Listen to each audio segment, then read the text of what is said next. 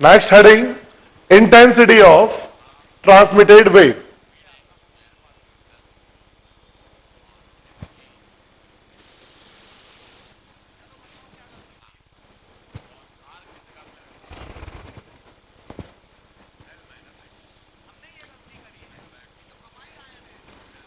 Intensity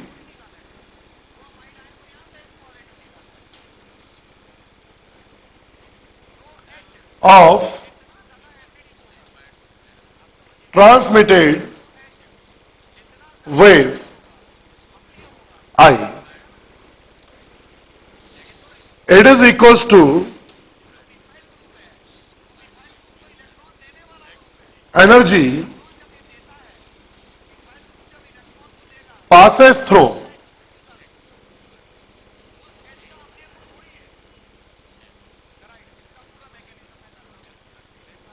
unit normal area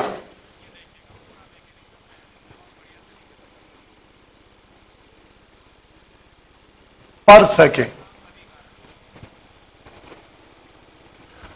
wave intensity उस energy के बराबर होती है जो वेव के रास्ते में आने वाले नॉर्मल एरिया, अगर मान लीजिए वेव इस तरह से ट्रांसमिट हो रही है और it is the normal area, तो यूनिट नॉर्मल एरिया से जितनी वेव पर सेकेंड जो एनर्जी ट्रांसफर होती है, that is equal to intensity. So energy passes through unit normal area per second, known as intensity. या दूसरे शब्दों में हम ये बोल सकते हैं एनर्जी पर सेकेंड तो मतलब power, power transmitted per unit area is known as intensity. Energy passes through unit normal area per second, energy per second तो क्या हो जाएगा, एनर्जी पर सेकेंड हो जाएगा पावर ट्रांसमिटेड. अब power transmitted per unit normal area, it is intensity. तो और लगा के लिखेंगे इन्वर्टेड कॉमा में पावर ट्रांसमिटेड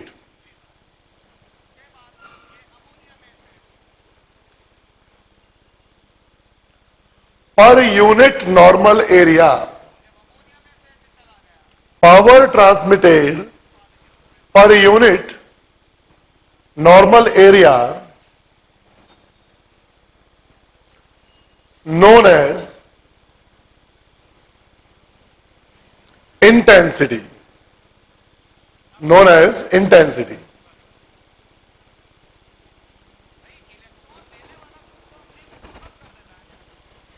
पैराग्राफ चेंज करके लिखेंगे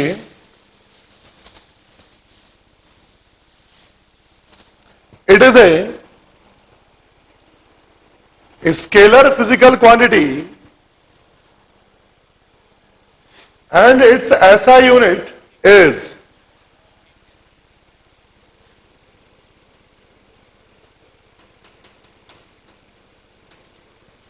watt per meter square. Its SI unit is watt per meter square. Power transmitted watt per unit area meter square.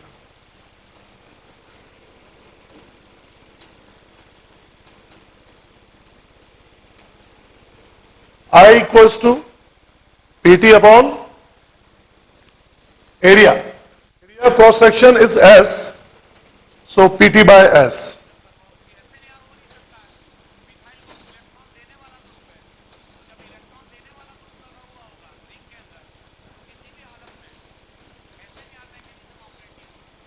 S is the area of cross section. So intensity is equals to S हट जाएगा वहां से 1/2 rho A square omega square into V.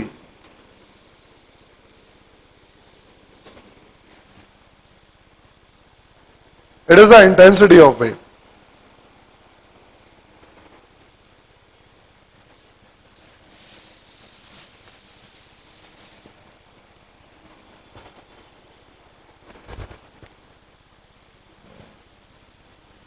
और इसी फार्मूले से हम बोलते हैं कि intensity of wave is directly proportional to the amplitude of wave, square of amplitude of wave. I is proportional to A square. यहीं से निकल कर आता है.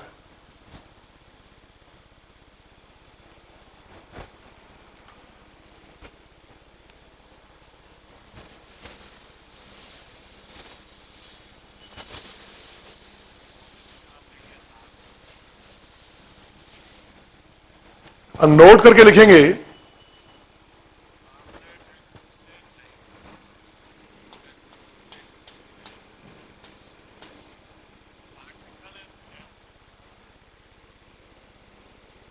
अगर कोई P पावर का पॉइंट सोर्स है, P is the power of point source, और इससे हर दिशा में वेव निकल रही है. P पावर होने से मतलब है कि ये पर सेकेंड P अमाउंट की एनर्जी रेडिएट करता है, निकालता है या एमिट करता है. ध्यान से देखें, इससे r डिस्टेंस पर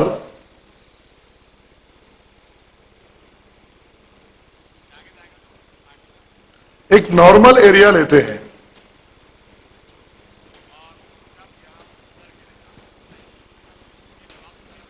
इट इज ए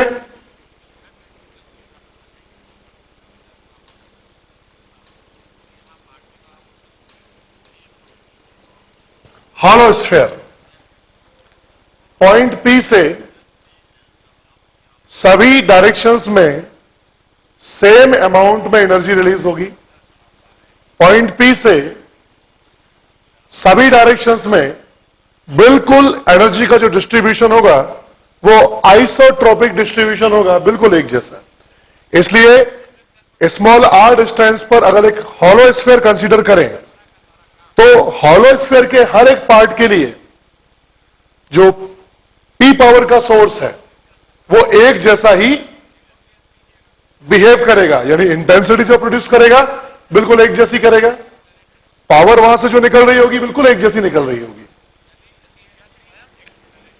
तो ये नॉर्मल एरिया हो जाएगा, whole sphere of normal area 4 pi R square. तो हम बोलेंगे intensity I is equals to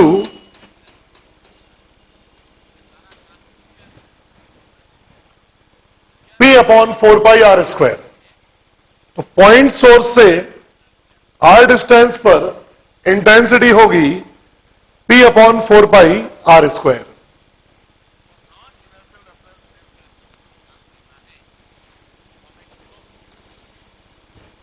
ध्यान से समझने वाली बात है, intensity I is equals to P upon 4 pi R square. मान लीजिए ये जो सोर्स है y equals to a sign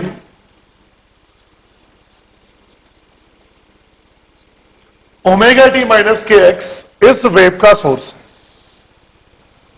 और इसकी पावर कांस्टेंट है.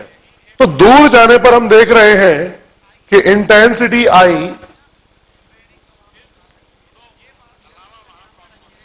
वन अपॉन, पता है intensity is directly proportional to the A square.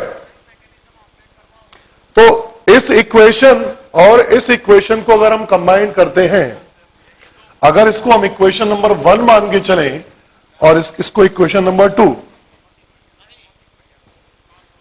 तो दोनों को जब हम कंबाइन करते हैं कि इंटेंसिटी ए स्क्वायर के प्रोपोर्शनल होती है और दूर जाने पर 1 अपॉन आर स्क्वायर के साथ घट रही है, तो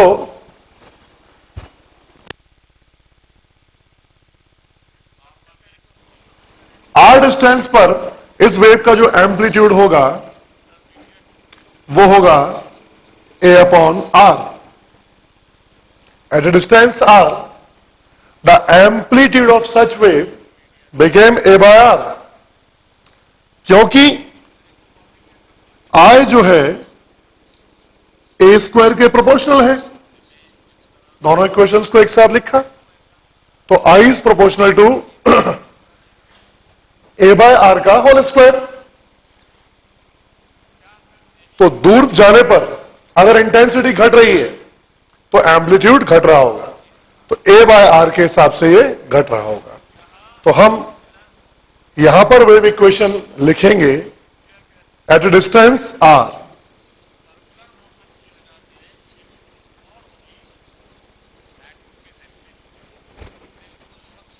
from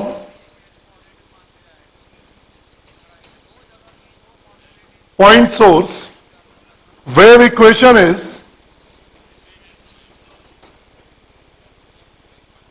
y equals to A by R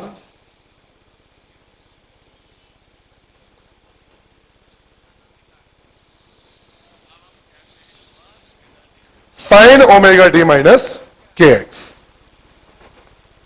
Page number 33 and question number 19 and 20। सबसे पहले क्वेश्चन नंबर 19।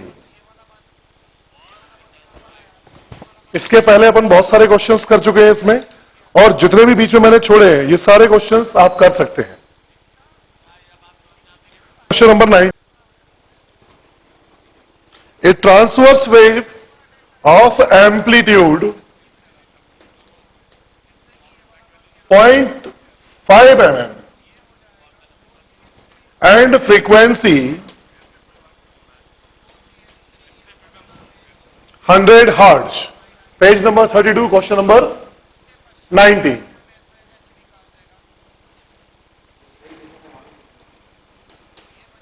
स्पीड v, इसमें v equals to 100 metre per second. What is the average power transmitted through wire? Average power transmitted, सीधा formula based question है, कर सकते हैं. P average equals to 1/2 rho A square omega square into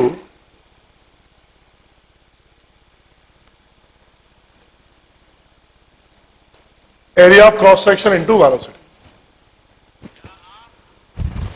tension भी दे रखा है आपको, T equals to 100 Newton.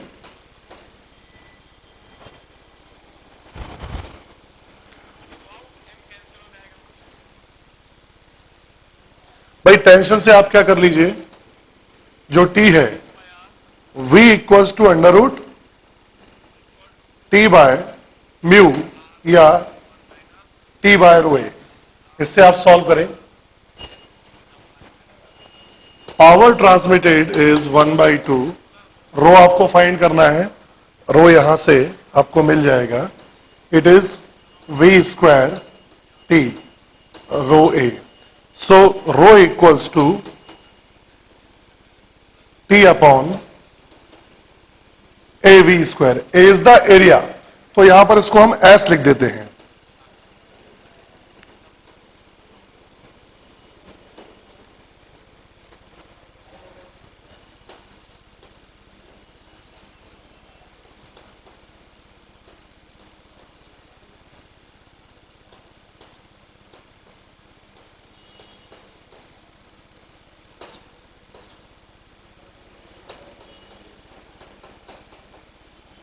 Tension is 100 Newton and wave speed is 100 metre per second. V से एक V चला जाएगा, तो it is 100. Amplitude is 0.5 mm.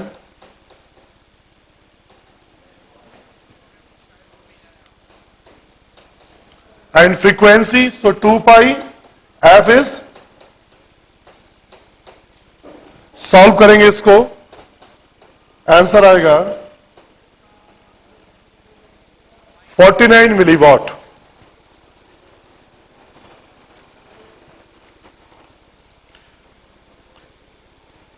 Next question, question number 20। Next question is question number 20। इसमें आपको दे रखा है a 200 hertz wave of amplitude, frequency दे रखी है आपको 200 hertz and amplitude is equals to 1 mm, travels on a long string of linear mass density, mu की वैल्यू दे रखी है 6 gram per metre and tension in the string is 16 power। Second जो आपको फाइंड करना है, total energy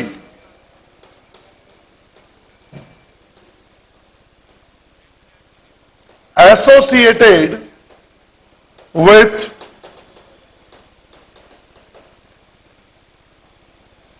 a string of length L equals to 2 meter. Power transmitted half rho A square omega square S into V. It is power transmitted. हमको ये बहुत अच्छे से पता है कि linear mass density mu equals to rho into S, S is the area of cross section. और ये भी हमको पता है, टेंशन दे रखा है हमको, V equals to under root T by mu, rho into S. तो रो और एस से यहां पर म्यू बन जाएगा A square omega square into V, और वी यहां से फाइंड कर सकते हैं under root T by mu से।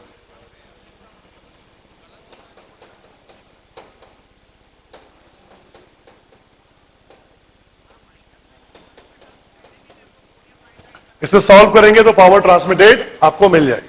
अब इसके बाद जो सेकंड पार्ट होगा इसका, वो डायरेक्ट है। आपको एनर्जी डेंसिटी अगर पता है, एनर्जी डेंसिटी इंटू लेंथ कर देंगे तो टोटल जो आएगा वो निकल कर आ जाएगा।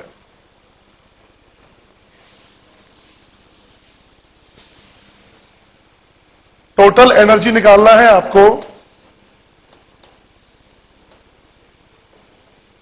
2 मीटर लेंथ के अंदर।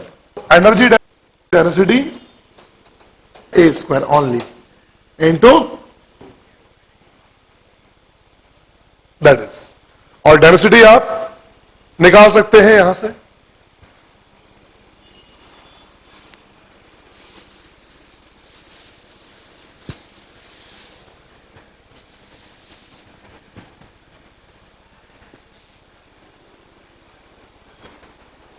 या फिर पावर ट्रांसमिटेड जो आपने निकाला है वो है पर सेकेंड किसी एक क्रॉस सेक्शन से रिलीज होने वाली एनर्जी।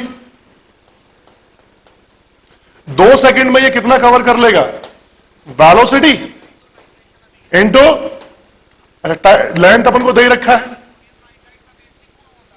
तो टाइम निकाल लेंगे, बिकॉज पावर जो है वो यूनिट टाइम में निकलने वाला है। तो हमको यहां से यहां तक का लेंथ पता है और इसकी स्पीड पता है, तो हम बोलेंगे वेलोसिटी बराबर डिस्टेंस अपॉन टाइम से टाइम बराबर एल बाई वी। ये टाइम निकालकर, और एक तरीका ये है, दूसरा तरीका total energy U is equals to power transmitted into time T. तो 2 मीटर अपॉन जो स्पीड वी है, अगर उससे आप टाइम निकाल लें कितने टाइम में वेव यहां से यहां पहुंच रही है और मल्टीप्लाई करेंगे तो आपको आंसर मिल जाएगा इस तरह से। इसके बाद नेक्स्ट देखें, page number 32, question number 16। Page number 32, question number 16। यह क्वेश्चन आपसे बोलता है, a circular loop is rotate about its axis on a frictionless horizontal plane with a uniform rate, so that the tangential velocity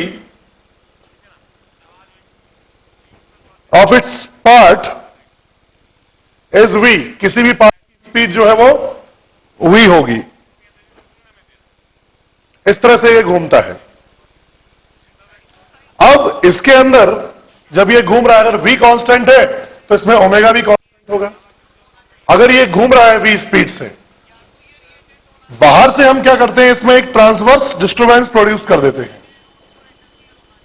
इस तरह का। तो यही बोल रहा है, if A small transverse disturbance is produce at A point of the loop with what speed will this disturbance travel on the string? किस speed से ये डिस्टर्बेंस ट्रैवल करेगा इस स्ट्रिंग के ऊपर। आपको जो स्पीड निकालना है वो speed with respect to string निकालना है, स्ट्रिंग के ऊपर। ग्राउंड के रेस्पेक्ट में कैसे होगा है क्या, ये निकालना है।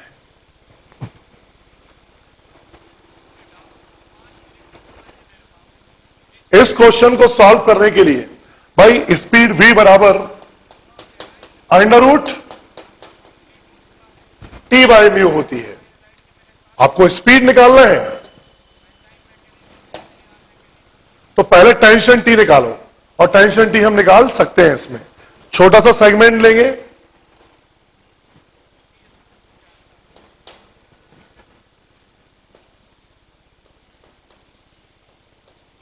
और इस छोटे से सेगमेंट की टेंशन पिछले क्लास में अपन ने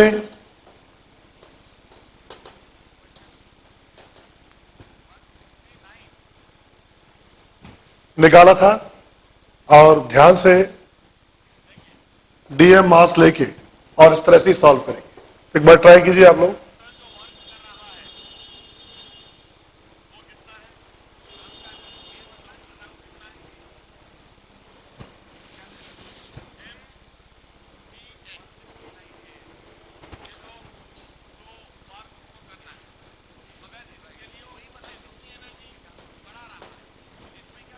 अगर ये थीटा तो ये वाला theta, it is T cos theta,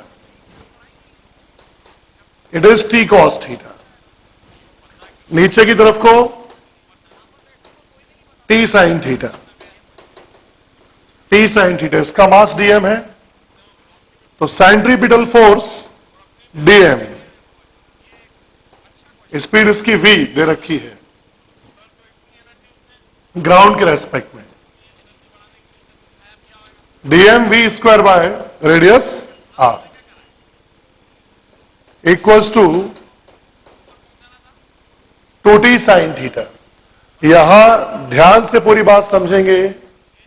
जब हमने एक स्ट्रिंग के अंदर ट्रांसवर्स पल्स किस स्पीड से जाती है वह डेरिवेशन किया था, ठीक वैसा ही उसी कंसेप्ट को यूज करेंगे इस घूमती हुई स्ट्रिंग की टेंशन निकालने के लिए। इसका हर एक पार्ट v वेलोसिटी से घूम रहा है, डायरेक्शन u ने चाहे u ने, v स्पीड से घूम रहा है। यानी ये तभी घूम सकता है जब इस पर सेंट्रीपिटल फोर्स लग रहा हो, और सेंट्रीपिटल फोर्स जो एक्स्ट्रा टेंशन इसके अंदर डेवलप होगा उसी के कंपोनेंट्स यहां पर सेंट्रीपिटल फोर्स प्रोवाइड कर पाएंगे। तो इस पर अगर ये v स्पीड से डीएम मास का ऑब्जेक्ट घूम रहा है तो इसके लिए रिक्वायर सेंट्रीपिटल फोर्स होगा dmv² r is the radius, और ये 2t sin थीटा से मिलेगा। ये सेगमेंट बहुत छोटा है इसलिए थीटा बहुत छोटा होगा, और dm को हम बोल सकते हैं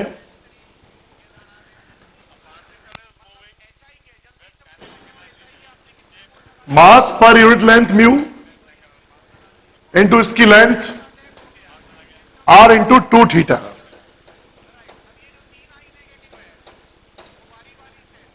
v² by r, it is 2t theta because theta is very small। 2 theta से 2 थीटा जाएगा r से r, tension T is equal to mu V square, तो टेंशन T बराबर म्यू वी स्क्वायर मिलेगा। इससे इसकी स्पीड आ गई √T, T is equal to mu V square.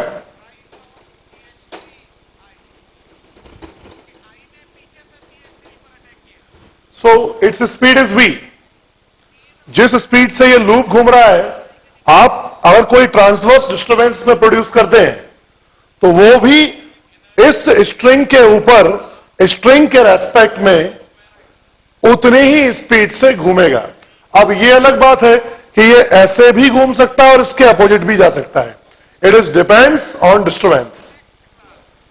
तो ग्राउंड के रेस्पेक्ट में अगर चाहते हो आप कि ये आपको स्टेशनरी दिखे, तो अगर ये लूप घूम रहा है एंटी क्लॉकवाइज डायरेक्शन में, तो इसे जाना चाहिए क्लॉकवाइज।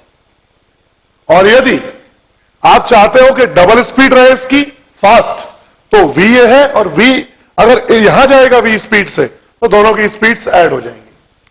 तो वो ग्राउंड के रेस्पेक्ट में, ग्राउंड से कोई ऑब्जर्वर देखेगा तो दो पॉसिबिलिटीज हो सकती है, या तो इसकी स्पीड 2 ही मिलेगी क्योंकि v से तो ये घूम रहा है, और इसके ऊपर ये भी v से घूम रहा है तो 2v, या अगर ये v से इस डायरेक्शन में और ये वाला अपोजिट डायरेक्शन में, रेस्ट में हमेशा ऐसा कैसे दिखेगा, दैट इज। तो इसका आंसर आएगा स्पीड इक्वल्स टू v।